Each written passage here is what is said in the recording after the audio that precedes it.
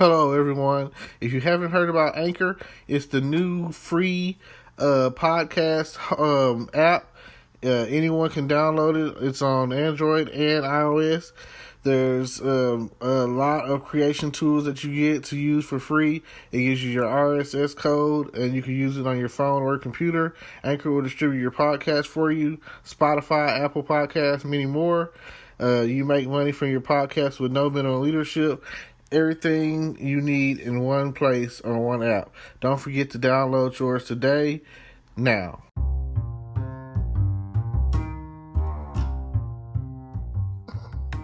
Hello, podcast world. It is 10/24/2020, 4:50 p.m., and I am hitting y'all up today to talk about Nancy Pelosi and what she said, and what I think is it's funny and it's the truth, and I agree with it. It's a great something to stand on.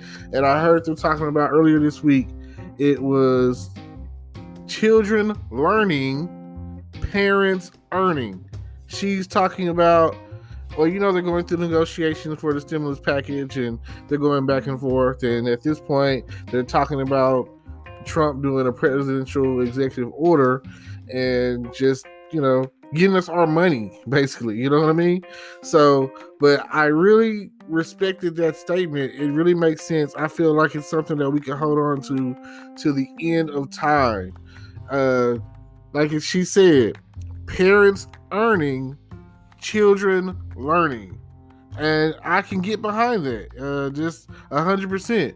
But please don't let that statement be the only thing that you have to say that the people can agree with, because at the end of the day, we want you to show me the money. Like, seriously, we want to get paid. We're tired of being broke.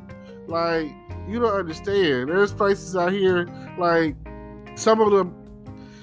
Let's say that you work at McDonald's or Taco Bell or whatever places that you might consider essential, and there just happens to be some sort of COVID outbreak.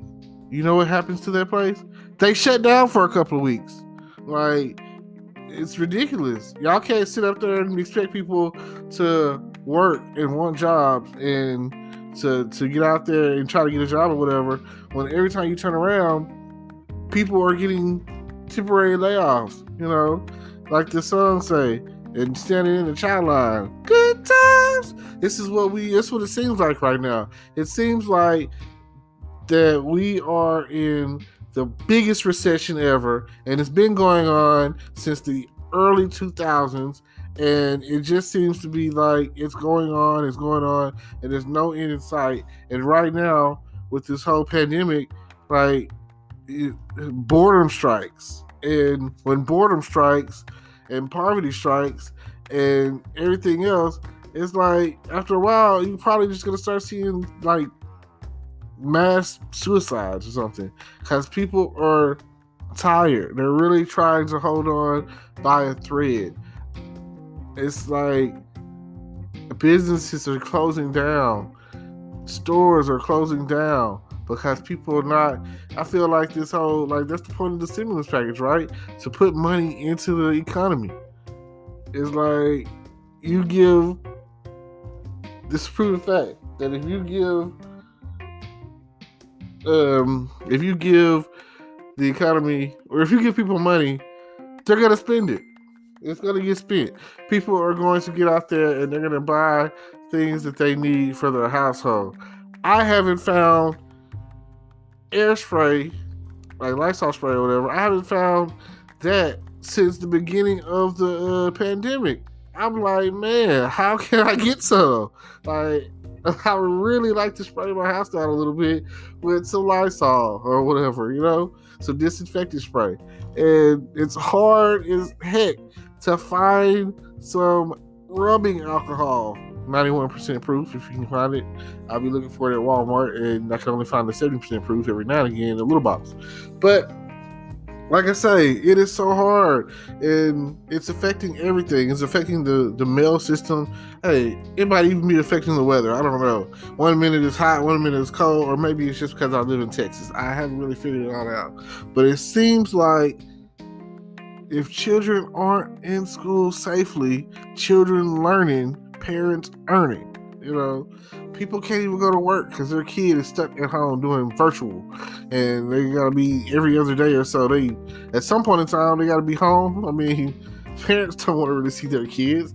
Hey, they want them, like I said, they want them in school learning. They want to know that they're able to participate in the normalcy that they're used to, homecoming parties and parades, and dating and social life. They want that for their children. They need a break. If you're a full-time parent or a single mom or single dad or single anybody doing this thing all by yourself, it's already stressful enough. So please, I mean, what do we got to do to make it happen? It's so I feel a strong change because even myself, I'm a straight ticket Democratic voter, no shame in it. But even myself, it's people that are like, oh, I'm not going to vote this year, or I'm voting against this person or that person because they act like they don't want to help us. They don't want us to get to the money. They don't want to, they don't want to help us. That's just what it seems like. I mean, let's say that y'all's negotiations and y'all's talk, and we took y'all's money. You know what I'm saying? Like, you guys out there, you're senators and congressmen and house speakers and, whatever. If you were in our position, if you were to go to your bank account and it'd be $0 in there, and you'd have to figure out what am I going to eat today, or how I'm going to get gas today, or anything of that nature, you know what I'm saying? Like, what am I going to do is what they're asking. Like, and then there's people that are getting evicted out of their homes because they can't afford it, because they're not able to work like they want to, or whatever the reason, like, and there's so many like factors in there that's keeping people from working or whatever. Because again, if your child or children are like in elementary, then it's not like they can be there at home by themselves. And even some of the older kids you wouldn't trust to be at home by themselves, burning your house down, trying to cook or something for themselves. It's just the world that we live in right now. Like, what are we going to do to get that stimulus pushed? And the slogan that you got going with the whole children learning and parents earning, I do like it, but it just seems like a dream deferred. It just seems like, are we going to be able to make it there before the election? Like, now you're trying to argue if, and like I say, here it is. It's Saturday, October 24th, 2020, and here we are at the point of Trump is going to look like a hero if he comes in and swoops in with the executive order and people start getting his money. I mean, some people feel like it's all been applied or employed to keep him in office, because regardless, here's the thing, and here's the tricky thing that people understand. It doesn't matter what side you're on, red or blue, Democratic, Republican. It's all about the green.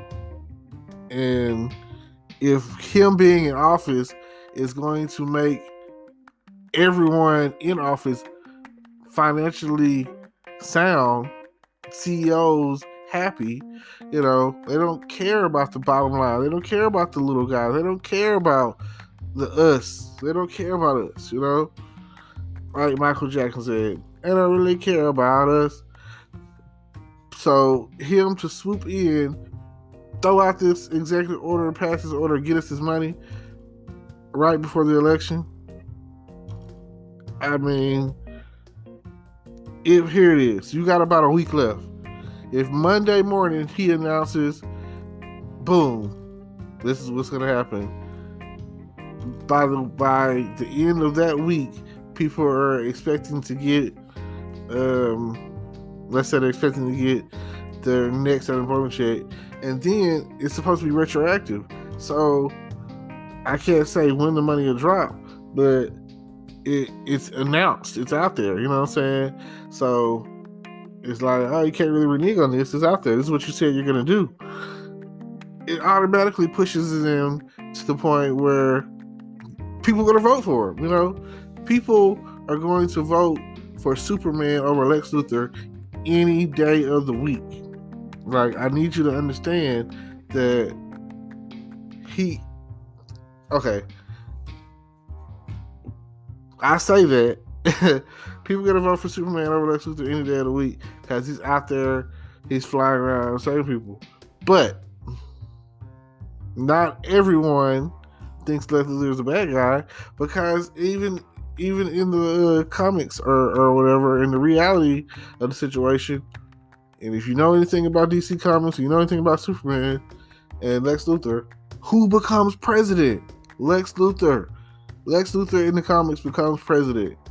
I compare him to Donald Trump. And I'm not saying that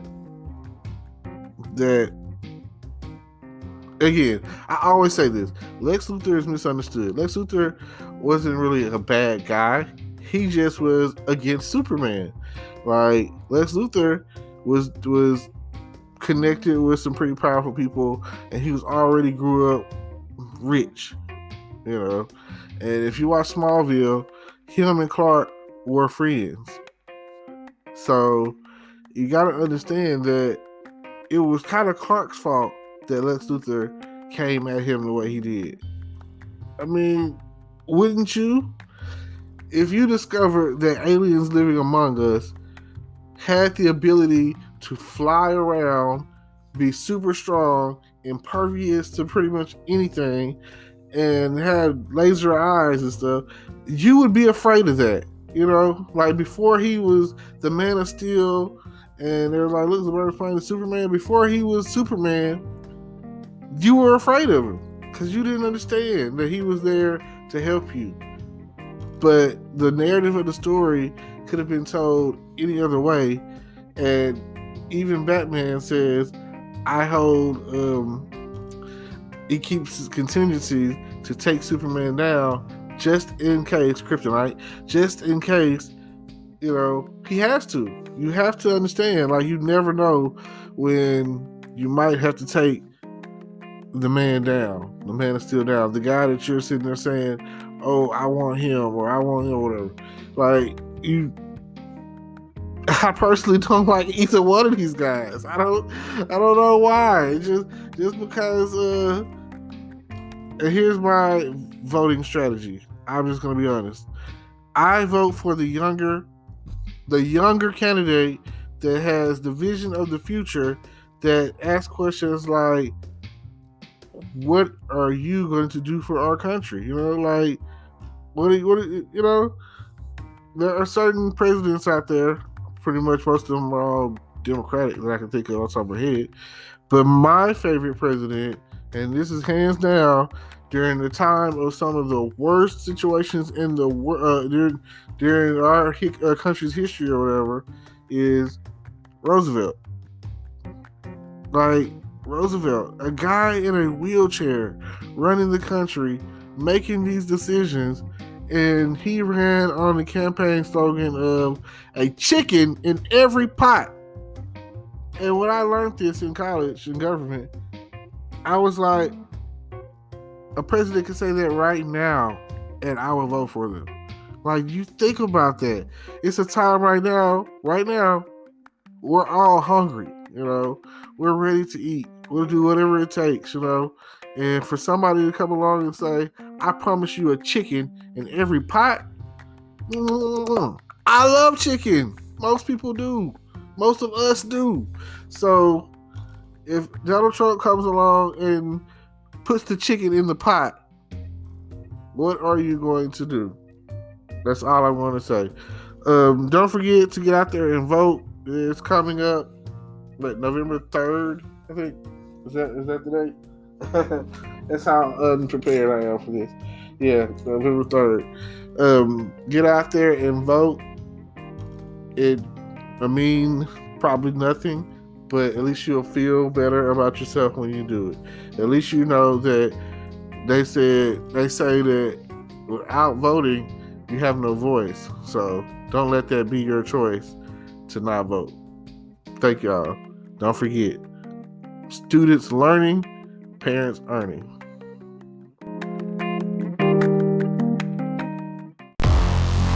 Hello, YouTube world. Welcome to my channel.